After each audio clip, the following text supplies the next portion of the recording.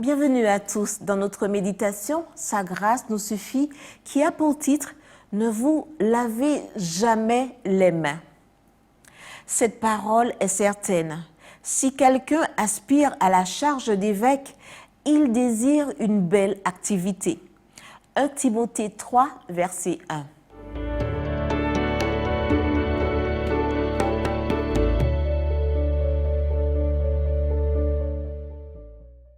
Dans 1 Timothée 3, Paul présente les qualifications requises pour être évêque et diacre. Au temps apostolique, la charge d'évêque était la même que celle que nous appelons la charge d'ancien. Voyons ses qualités. Premièrement, irréprochable. Voir le verset 2.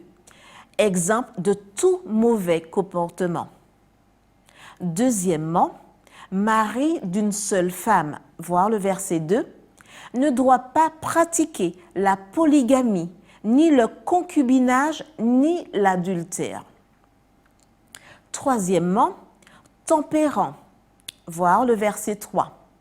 Il ne doit pas boire d'alcool et doit prendre soin de son corps comme le temple du Saint-Esprit. Quatrièmement, sobre, voir le verset 2. Personne prudente et maîtresse de soi. Cinquièmement, hospitalier, voir le verset 2. Avoir un esprit accueillant. Sixièmement, apte à enseigner, voir le verset 2. Non seulement prêt à être enseigné, mais aussi capable d'instruire les autres dans les vérités de la parole en suivant l'exemple du grand maître. Septièmement, non violent, voir le verset 3, c'est-à-dire non belliqueux et détestant les conflits, d'un caractère conciliant et pacificateur. Huitièmement, pas avare, voir le verset 3. Autrement dit, il ne doit pas aimer l'argent. Neuvièmement, les enfants de l'ancien, voir les versets 4 à 5, doivent montrer qu'ils respectent leur père par leur obéissance. Dixièmement, bon témoignage, voir le verset 7. La réputation doit être de caractère plus élevé, de manière à mériter le respect et la confiance de tous, même de ceux qui n'appartiennent pas à l'Église.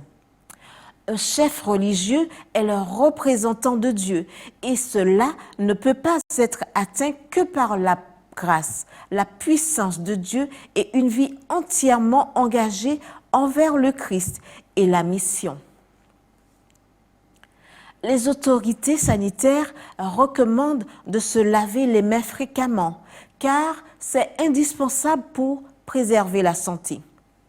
Cependant, le monde passe son temps à se laver les mains dans le sens qu'il manque d'identité, d'intégrité et d'engagement. Beaucoup sont les imitateurs de certains Ponce Pilate. Ils perçoivent la vérité de Jésus, mais ils n'ont pas le courage de s'engager. Pilate s'est lavé les mains, mais jamais la conscience. Il a manqué la grande occasion et nous a laissé pour toujours cette triste expression comme un symbole de manque d'engagement, de détermination et de courage. Aujourd'hui aussi, beaucoup vivent en se lavant les mains.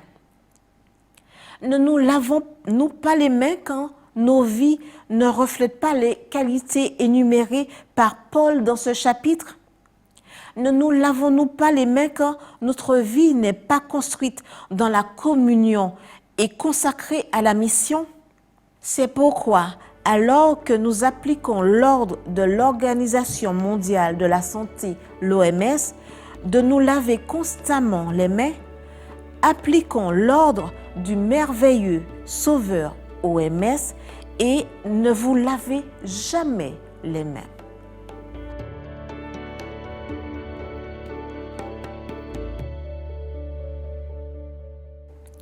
Les mains généreuses sont des mains puissantes et les mains qui ne se joignent pour prier sont des mains qui s'ouvrent pour donner. Amen.